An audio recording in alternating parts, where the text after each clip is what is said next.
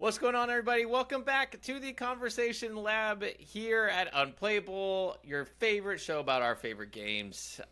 We are one man down, but it's been a minute, and we're finally getting some content out there, guys. Are you still, like, in your Thanksgiving coma? What's the deal? Where's all of our videos? We all had way too much turkey, and yeah, just like you said, it just knocked us out, but we're back. We are back. There's been some changes to Unplayable lately. Number one, we hired a full-time editor. His name is Jim, and we pay him exactly $0 salary. Double what I was making last year. That's good. Guys, right before this, I found an old homemade ugly Christmas sweater that I made many years ago for $6. So, did you just bobby pin a stocking to a sweatshirt? I'm not trying to be weird, but it's, Wow. For our audio listeners, because there's so many. Jim, we don't have an audio feed because Mike never hits publish. I just feel like every episode Literally. we have something where we're talking about what we're wearing. It's just like, yeah. okay. And I feel like we always say for our audio listeners, even though we don't put it on our audio platforms anymore. It's the running apparently. bit at this point. Yeah. Shout out to Chris from Minnesota, our one audio listener. All right, fellas. What you been playing? What you been doing? What's your Star Wars Unlimited life been like recently? Oh, okay. Star Wars Unlimited. Because you said what you've been playing, and it's been Stardew Valley. But if we're talking about Star Wars Unlimited, then yeah. Anakin Yellow has been my deck for the last couple weeks. It's been like super fun to play. I've always been a huge fan of Red Yellow Hero. That's probably one of my favorite color combinations in the game. I like playing Spark Rebellion, but I also like playing all those broken red hero cards like Red 3, K2SO, stuff like that. And then with Anakin, it's cool because you're already trying to get to that late game, so like, and you're damaging yourself, so then you play the Gorilla Attack Pod, comes in ready, and you're just doing more shenanigans. Super fun deck. You flip, you're swinging for 9 or 10 damage, something ridiculous, and just try to take over the board. Yeah, I've been going a little bit different from Jay. I've been playing Quinlan Tark Town, so a little bit of red, yellow. Very different. So different. I mean, similar ideas with those cards, but the flip side is trying to basically make your opponent not have a unit on turn 1, because you ping it with your play and then Tark Town it, and so you have a unit and they don't. So getting a little bit of tempo going there. So I've been on that for a little bit. I gave up the Chancellor Palpatine dream temporarily, but we'll be back. Don't you worry. See, that's so sad to me because I just played some Palpatine yesterday for the first time and had an absolute blast. Yep. Welcome to the club. It's fun. It's really fun. Like when the system gets rolling and you can just flip every turn, you're like, I get it now. This is good. It is weird though, like weird things like, oh, I played Forlom on 4 and I'm thinking I'm gonna go Zuckuss on 5 and like, oh wait, I flipped. You just flipped. Yep. Whoops. Yeah, but you have Plo Koon, so it's like it doesn't matter what side you're on. You have a 5-drop that you can get to. Yeah. So no, that's sweet. That's awesome. Well, when do you think this is going live? Ooh. Sure, tomorrow. Okay. All right. So I guess if you're watching this, then be ready because we have been playing some games in preparation for Christmas, and the 12 Days of Star Wars Unlimited Christmas series is coming back. So prepare yourselves. I know that we've had a drought. Let's go. We've had a drought, but your YouTube feed is about to be full of shenanigans and really awful Star Wars puns and singing. No. It's about to be the most meta-breaking decks you guys have ever seen, and also get to enjoy the songsmith of our generation, D House. He's got some good stuff in the works. So excited for what you put together. So I can't really talk about the games I've been playing because it would spoil all the videos, and so I can't really get into that. But what I can get into is actually, on that note, before I jump into the next thing, I have to acknowledge that good old Parker, the Force Unlimited, SwooTV, wished me a happy anniversary of the moment where Tyler Parrott asked, "Who's D House?" on a live F50 live stream. Good times. Because it was a year ago when they were talking about the 12 Days of Christmas series we did last year. So I was like, amazing. Only that man would remember a year ago, the anniversary. Am I gonna have to have an anniversary of every year when Wu called me Flockton? Yes, yeah, we'll celebrate Absolutely. that. Yep, yeah, 100%. I'll go find that clip and include that in one of the videos. So you have to actually watch your own series to see when does it make the cut. That's awesome.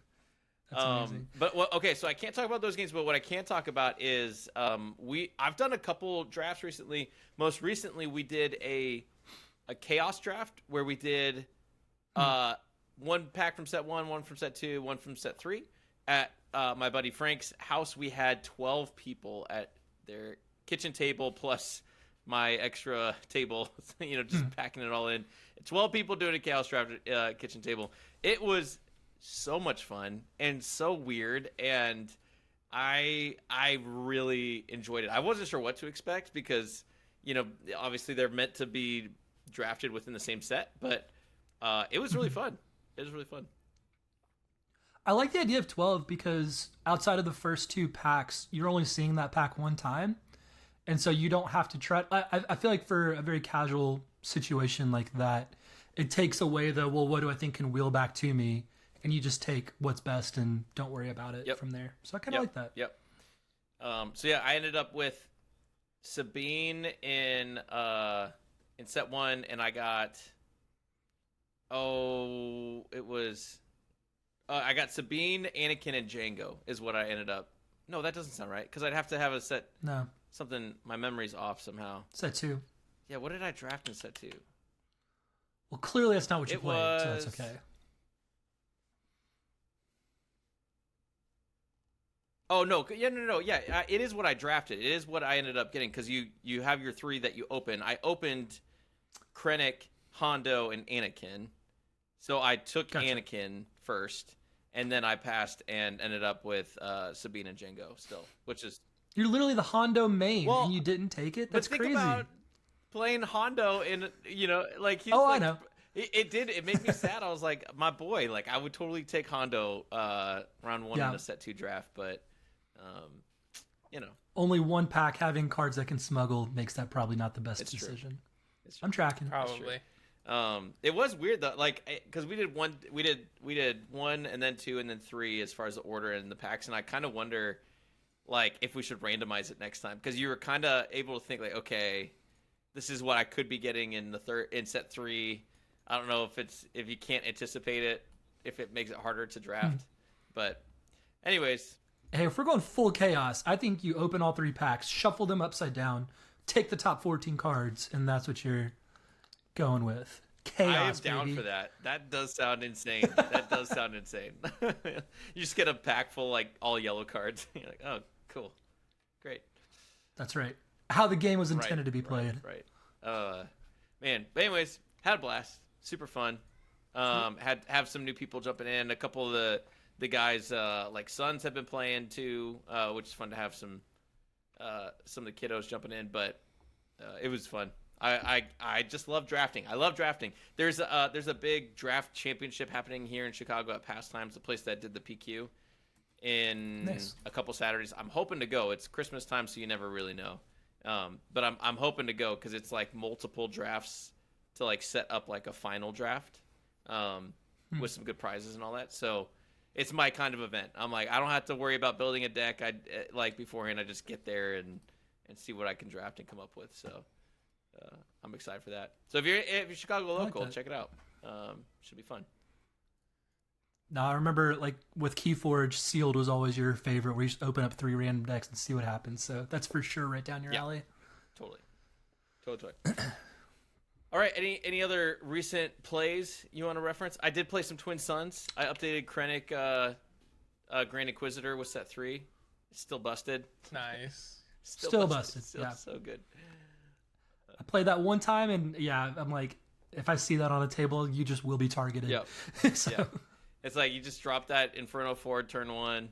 You're just hitting for 3, throw Devotion on it. You're hitting for 3, restore 2. You're just healing. It's crazy. It's crazy. And it's only one copy of each of those. It's so easy to pull off every time. As long as you stack your deck, you can do whatever you want. All right. Guys, I don't know if you noticed in our little absence from YouTube, but there's a new set coming. Whoa, wait, what? Yep, new set in Magic the Gathering. It's called Digimon, etc. I don't know. That's right. No, we got set 4 coming. Jump to Lightspeed has been fully here we go. Here's the piloting mechanic. Leaders can hop onto vehicles, not just spaceships, and they can pilot them. You can turn them into upgrades, and they can do fun things. So, guys, is this the wedge meta we've been waiting on, or what? Absolutely. You're the one that's gonna have to tell us, Coach. Hold on. I feel like we've all collectively actually played more wedge than David has. He talks a big game, but I've never seen this man put wedge on a table. That's not true. I had wedge in my Sabine Green ECL when we did the showcase series for set 1. That was over a year ago, Coach. All right, fair. Okay, all right. Wedge is coming, guys. We'll figure this out for the channel. Absolutely. I am really excited about this. I think it makes a lot of sense thematically if your leader's supposed to be kind of controlling the battle on both fronts, to hop in wherever he feels like it's needed feels very appropriate. To say okay, you can either jump in a ship and go help out that side, or you can come to the ground side and do some work there. I actually really love that thematically as far as the design of the game and where we're going. I know Destiny kind of at the very end started having some piloting mechanics, which is cool to see. And so maybe got some inspiration there, but it felt like space leaders were always going to be an option since they kind of announced the 2 Battlefront system that they have going on here. And I actually really like the way that they designed it, with one concern that I think the whole community has talked about at this point of it being an upgrade on the ship rather than just a leader or making it a leadership or something like that. But we'll see how it plays out. No doubt. I need to correct something you said, Jim. You said late in Destiny's life they introduced piloting, but I think Jay will remember quadruple rookie pilots, wrecking him and Sugi and Sir Christopher at a table at a certain Alabama regional. Twin Suns before Twin Suns existed, but those pilots went to work. That's right. Mono red hero. It was basically Twin Suns. Pre Destiny. But rocking 4 rookie pilots was the way to go. No base damage, all modifiers. Yeah. It was great. That's right. It is Jeremy Zwern that designed this set, though, who was the designer of, well, at least the developer of Destiny after Lucas left. So I think we're seeing a lot of his influence in this set with indirect damage and piloting for sure. And we're gonna do separate spoiler videos, but can we just acknowledge the fact that Mike is conveniently gone again when Asajj Ventress was just spoiled? A new Asajj Ventress was just spoiled and he's gone. And he missed his opportunity. Yeah, and Mace Windu isn't much of a pilot, I don't think. So, unfortunately, I don't think I'm going to get any Mace Windu cards this set. Well, he flew in one of the movies. Yeah, out the window. He's a great flyer. That's right. We don't actually know if he even landed. Falling He with could style. still be flying. That's right. Coruscant's a big place. It can still be flying. That's incredible. Yeah, that's good. All right, yeah. So we got piloting. We also have indirect damage coming into the game. So it's damage you assign to units and bases, which is a little bit. And goes through shields. Yeah. Yeah. Which is interesting. The indirect, I was a little bit more questioning. The piloting I thought was really great. It was the fact that what we've noticed in this game is if you give your opponent a choice, it's always the worst of the 2 options you have to assume. And so it's if you're really wanting to kill that unit with indirect damage, they're just going to put it to base. And so you almost have to almost have everything dead for it to feel super valuable. So I'm very curious what that actually looks like in practice as far as how much pressure does that really put on your opponent. That Y-Wing from set 2 didn't get much play. That was a pseudo indirect. And stats were decent for what it was trying to do. I could see it maybe being good actually with set 3 Anakin, where it's hey, if you get to damage their base, Anakin gets buffed kind of deal. Or I guess it's other way around. Yeah, you're right. Well, I mean, if you are Anakin and they're playing a lot of indirect, sure. That's pretty specific, but yeah. I don't know. We'll see how it plays out. But for me, I'm like, I could see it being good in aggro. I'm struggling to see it with control. Yeah. What do you guys think about Boba Fett just got suspended, and now we got Boba Fett red villain version. We don't need to get in the card, but yeah, Boba didn't disappear for long. Nope, he didn't. So yeah. Now we got 3 Boba Fett leaders you can play. It's 2, but I like that it can come out on the fire spray at 6, I believe. Is that correct? yeah. And so everyone's going to be trying to make that meme a dream, which it's probably going to be pretty good. Again, there's ways to counter pilots. To be determined how much you actually have to like plan against that or like play against that option. It is really interesting. We've gotten 3 Boba Fetts and 3 Hans. At least the Boba Fetts have been in different aspects. Mm-hmm. One even being a hero. Han has 2 hero yellow leader versions, and then one is red. So, dude, what's our naming convention? Are we going to like Han 1, Han 2, Han 3? Like, this is like Probably. Destiny style. Yeah. Well, people will probably do Han 1 and then still call young Han, and then say Han 3 Young or Han, something. that's so, yeah. I'm good with it. Well, great. But like, if there's another young Han that comes out, you go Han 2 and then go from there. But yeah, that seems the cleanest. Yep.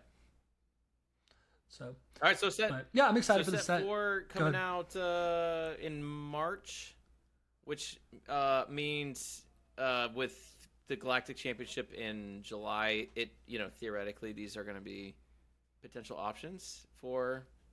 Although I guess the set 5 theoretically would be released at that point, so maybe it's just old news. But it'll be interesting to see how the reaction kind of vacillates between. Like, oh, there's leader upgrades. Like, I'm rocking 3 confiscates and 3 Fang fighters, like, or bamboos or whatever. Or to like, oh, now nobody's doing it, or everyone's just deploying as a normal human being. Normal human being. That's or right. Droid or alien. I think even outside of, number 1, I think Confiscate is just generically a really good card.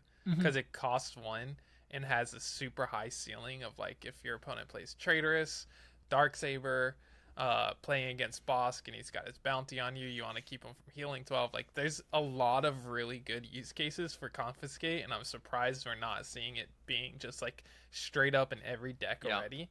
I think it will rise in popularity depending on how popular pilots are, but the fact that Chewie is going to be played a lot, I think it's going to be really good to be able to kill a Chewie with a Confiscate and then deal with whatever ship it was that they put it on. So yeah, I think people will play it for sure. I don't know if I don't think it like shuts down the set. I'm not like, oh, I'm never deploying my leader as a pilot. Yeah. But I think it is good. But I thought it was good before this set. Yep, 100%. Easy to say now, but now I'm teasing you. It's good. All right, anything else on set 4 announcement? Oh, there's a little icon at the bottom. People are speculating on what rotation is going to be. Yeah. The little like. Interesting. So, I'm really curious. If they said, I feel like it was over a month ago that they mentioned in the stream that they're going to be talking about rotation soon. And it hasn't happened yet. So it's got to be happening soon. Yeah. Wild. Sell your Vaders, right? Yeah. That's right. Just kidding. I love rotation. I truly do. I'm excited to hear what they have because I just think it gets stale and optimized. Even just like Twin Suns, like going to 80 cards with set 4 is going to be really weird. Not weird for you Commander players. I'm the only one who has done it, but like I think like that's huge. Awesome. That is such a big deck. The cool thing about Twin Suns though is there is no rotation. Sure, you're right. Suns, and that's gonna be like super interesting in like 3-4 years when there's so many cards to choose from. What do you have to say to all the naysayers? Are like, I hate rotation in any game. If there's rotation, I'm selling all of my stuff immediately and never playing this game again. I see both sides. I see the idea of like it feels bad if I'm like trying to get into the game, because I remember with Destiny, I think I came in like set 5 or 6 maybe. And so I was like, okay, the first couple of sets are viable right now, but not for long enough for me to like go ahead and invest in the game. And I think this game could potentially have a similar thing if people are trying to get into the game right before that first rotation happens, because it's like, well, we're telling you to only get from these sets, but then you also still have to just like deal with everybody having things from however many sets prior are still viable. So I hear the pushback, but for the health of the game, for the balance of the game, like the set designers need those, like that sandbox to know like, hey, what are they actually having to design against? So it's like if they know Confiscate's in there, they can't just make an entire set that would get completely wrecked by Confiscate. And they've already addressed that they're like, hey, actually, we know that Confiscate's in the meta while we built this set, and they felt good enough about just their design. And so they're the experts here. I'm going to trust that they took that into account. But yeah, if you have like Magic the Gathering trying to keep count of things that came out 15 years prior, there's just too much. And so you just can't do that for the health of the game. I don't know. For me, I just think I think rotation keeps the game interesting. Because like all the things that you get you depend on, or you just like always have in the back of your head, like, oh, I'll just drop this in there. I mean, even just like Red Hero aggro, not having A-Wing and Sabine, Battlefield Marine, like that immediately changes. Like, what do you do? How do you adjust? And I'm like, that sounds more interesting to me. It's like when a new set releases, but then it's like a new set releases and you lose these other cards. I you know, in Destiny they had the like they did have the format where you could just play everything. I feel like every TCG has a format where you can play all the things. Right. So I think there's still a place for people who want to be able to do that, but I don't know. I get bored with things faster than the average person. So I'm like, bring it on. Like, let's have some fun. Let's mix it up. Change some things around. So you know, there's obviously the side of like investing in the game and the financial side that like I don't do that, so I can't empathize with someone who's like, oh, I'm putting a bunch of money and I want everything to retain its value so that I can, like, I just don't look at this game as like a business or like an investment. I'm like, this is just what I do for fun, to like have something to enjoy with friends. Like, I'm just the idea of treating it like a business stresses me out. So I don't get that. But I understand, but I also understand if people want to do that, that's fine. If that's how you enjoy the game, do it. But knowing rotation is a thing with TCGs, I think is pretty important. All right. Totally. Let's talk about the very first PQ of set 3 happened over the weekend in Italy, and there were 127 players. And I'm not even gonna try to pronounce some of this stuff. So we're just gonna talk about the top 8 real quick. All right, so we got Cad Bane, Tark Town taken first. I did not have that on my bingo card for the first PQ. I would have imagined that'd be Django, not Cad Bane. But a lot of people have been pretty high on Cad Bane over the last little while. But one thing to also note is that going at the end of the Swiss, the Palpatine Tark Town was the number 1 seed. So we're talking Palp 3. Yes. Chancellor Palpatine. Chancellor Palpatine, Tark Town. Yeah. So and even that list, I mean, if you pull up the list, it is weird. That flipping Palpatine thing, it's 7 ground units, 31 space units, 12 events. It sounds about like Yellow Red Villain right now is go crazy in space and like a crazy amount of first turn plays. Like it really is like super.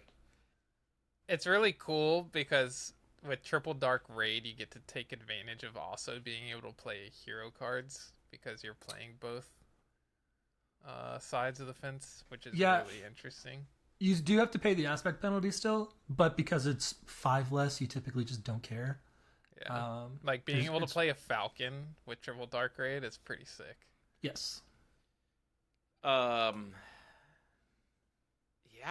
I need to go back and watch the games because I don't understand what's happening. I'm like, I just don't know.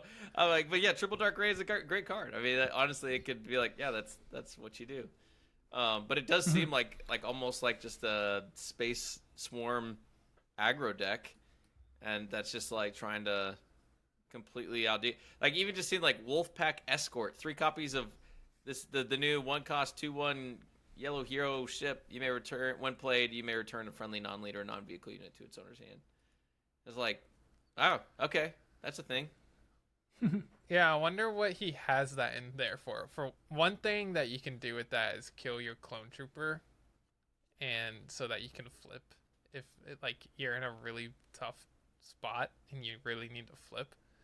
But I don't see what else he has that in here for. Falcon maybe. Cheat. There's Be not able to play Falcon again. Ready? there's not a ton of like early game Non-vehicle plays unit. in space for Falcon. hero. Oh, non-vehicle. Yeah, so maybe it's because I don't know what he's. It got could in be there just for, like, to be honest. it does kill the clone because the clone is defeated. Yep. You know.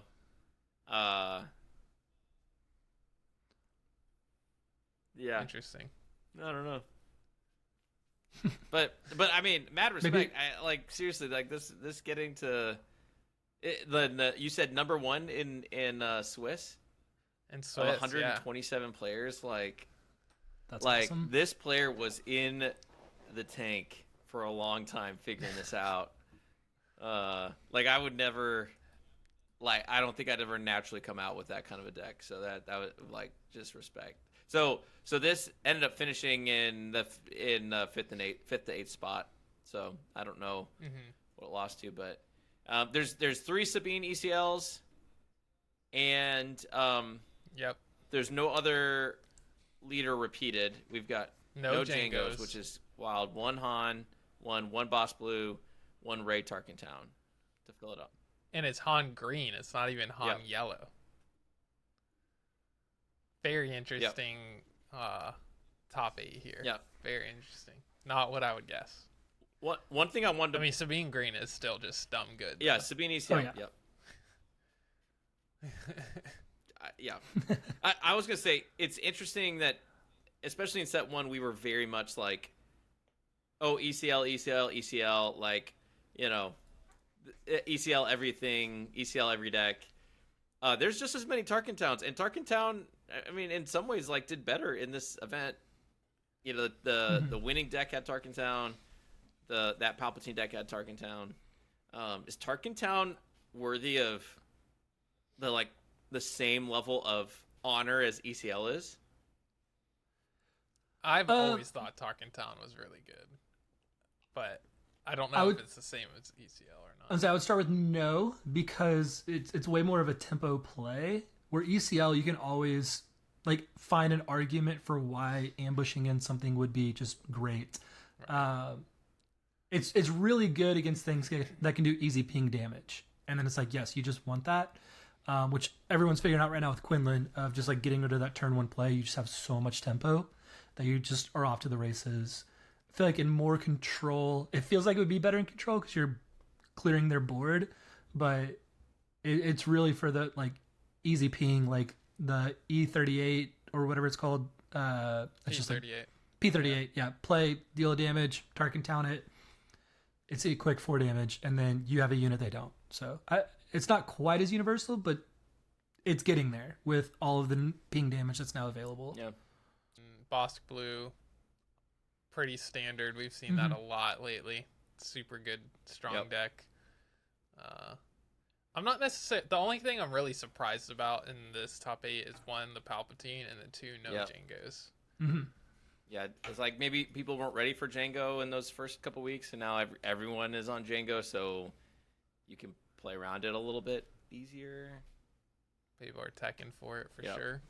But yeah, I'm definitely surprised. And then I think down below, if you scroll down, it shows how many people brought each deck. So Bosk Blue, well, Sabine ECL was 24, Bosk Blue was 12, Django Tarkin Town was 10. Those were the top 3 decks. Yeah. Sabine Green was 24. Yeah, what did I say? Did you I say said Sabine Sabine Green? CL. I didn't hear you. It's Yeah, 24. yeah. Yeah. 24. That's a lot. And then next up we got Han. Oh gosh, what's Giallo? Is that yellow? Okay. Yellow. Yeah. All right. And then Anakin Blue. So Anakin or Han Yellow was at 9. Anakin Blue at 6. But pretty Ray Tarkentown at 6. But pretty well. Pretty diverse. I don't know. Just spread. Like you're seeing a lot of names in this list. Yeah. Anakin went from being like one of the most played decks of this at the beginning of the set to like no one's playing Anakin anymore. Yeah, I felt like people would either play Anakin or like young Han Solo, and there's only one young Han Solo blue in the whole really list. interesting In too, 127 players. I feel like as the token red. See, you guys talk about red, yellow hero. I'm like the red, blue hero player here, and I do feel like when people aren't prepared for that, people just make mistakes against that combination. Mm-hmm. Like they just forget what exists and how it can go super aggressive if you're not aware that it can, and then it can also go more control, and so it's a little versatile. But then once people get used to it, then they're like, okay, I now I remember force throws coming because they have Yoda, there, and I can at least anticipate that. But Right. And there was 6 on Ray Tarkentown, which has kind of been the new blue-red hero. So there's still a decent amount of red-blue hero. It was just spread out a little bit more. Mm-hmm. Yeah. Yeah. Only one player on Quinlan Voss Tarkentown, Jim. Your new favorite. Yep. Deck. It struggles into matchups that do try to heal a lot that can finally stabilize, but it's still really good. And I think it's just pretty fresh, so I don't think it'll pick up steam in the future, I think. Yeah, I feel like he was also super popular when the set was first coming out, and only one Quinlan Voss in the whole tournament. And none green. I feel like green Quinlan was very popular coming out of the gate with General's Blade options. Yeah. And that there's none that showed up. This is also, remember, this is Italy. Like, I feel like Europe just does things differently than America. Every time they have a tournament, everyone's like, wow, they just think differently about the game, which I think is cool. Which also makes me excited about the Galactic Championship to, hopefully have some level of unpredictability. But yeah, that's cool. I love it. Any other thoughts on that? I say outside of just tons of Sabine ECL showing up, I do like just how diverse it was as far as what was coming. Refreshing that it didn't also take down the event. I think I am so tired of people or just hearing the ban this, ban that. And it's like, guys, banning is not necessarily the answer. Sometimes it's just called get good, or actually playing around this thing. So I said it. I love it. Well, Cat Tarkentown, just drop an Underworld thing in Tarkentown. Sabine's first turn play. Seems too easy. It's real hard for Sabine to come back from that. Yep. Mm-hmm.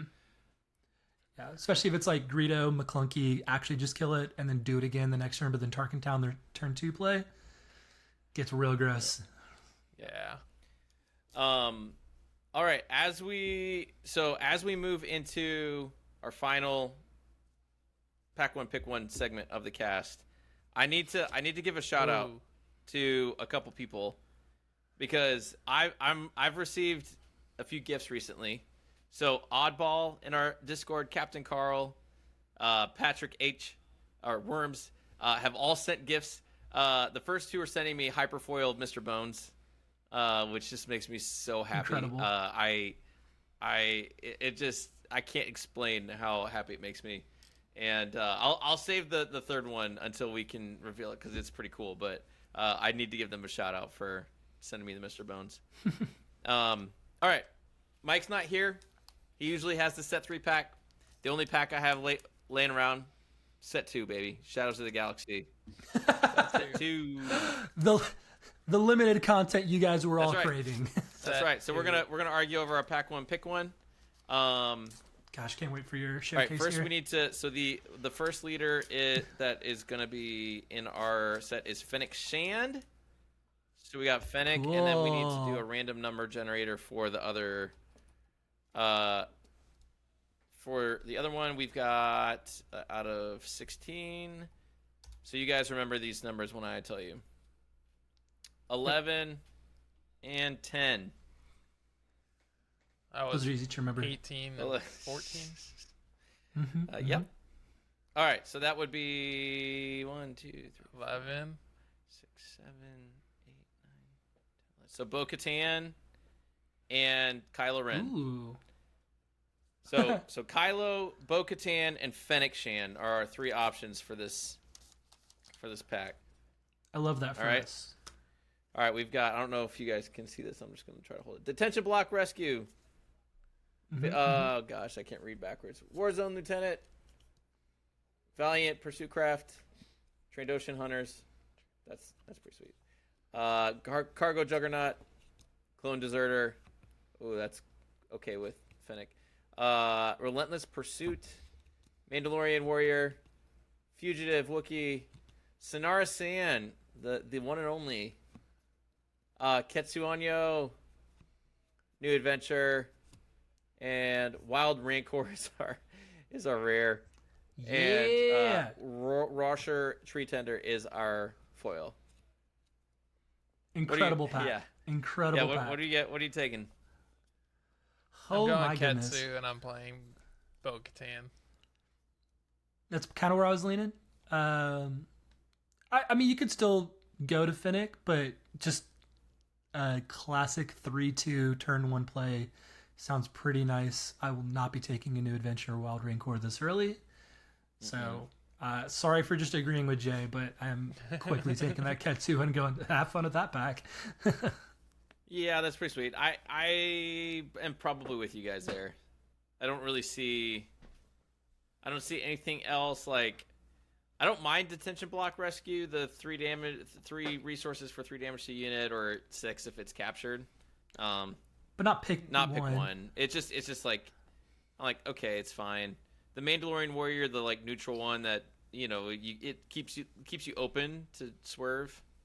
But I think Ketsu is just a great, especially because you can defeat upgrades and lots of experience and shields and stuff like that you can get rid of. So yeah, I like the Mandalorian Warrior there. I do think it actually has a pretty decent chance to cycle all the way back around to you as well. And I'd be fine to take it there. And taking Ketsu doesn't necessarily make it where you couldn't go with Fennec Shand later if you felt like you've got the right curve for that. But Kylo, she's also got Saboteur, so you can ambush her to kill something shielded like a village protector. Yeah, that's true. Right. Kylo's tough to play. I don't think I've ever seen someone draft and play Kylo. You did. You would. I would say if Gen there's Con, a Migs Mayfield in there, sure, let's live that dream, make it happen. Actually, like, do something with your discards. And I'm actually pretty sure I played double red Kylo in a draft. You're crazy for that. I got 2 Chaos of War and a Bo-Katan or something. Yeah. How'd it go for you? It was all right. I'm gonna pretend like you 3-0'd it and live that dream. All right. Good stuff. I think that'll do it for this week's episode. Anything you guys were dying to say before we leave? Oh, just get excited, people. We are coming back with a vengeance, and your minds will be blown at some of this play coming up on the old Christmas special. The holiday special. Holiday just special, with less baby. Ewoks. Well, stay tuned. More Are there, Wookiees. wait, do we have any Ewoks in Star Wars Unlimited? No. Are there like... There's a card with the Ewok on it. Is there? I can't even so. think of a single one in this moment, and I could just be crazy, but I'm like... I can't even spell Ewok, so... So I should have led with this. My son and I watched Return of the Jedi a couple days ago for the first time together, and it was amazing. Oh. Nice. But he kept calling them Ewokers instead of Ewoks, and he can't change it. It's like ingrained in him, so he just talks about the Ewokers. And I'm like, yeah, that's good. Yeah, I really can't think of any Ewoks in Star Wars Limited. Please, somebody in the comments, tell me what I'm missing. Enlighten us, It's a please. tragedy. Where's our Endor set? Need more Ewoks. Wait, what's that one card? Is it Liberated Slave? Is that what it is? Yeah, but there's no Ewok. It has every other species on it. There's no Ewoks. It has every other species on it. Yeah, that's too funny. Awesome. Okay, guys, that'll do it for us. Thanks for watching, and Merry Christmas. See you next time. Bye. Bye. Adios.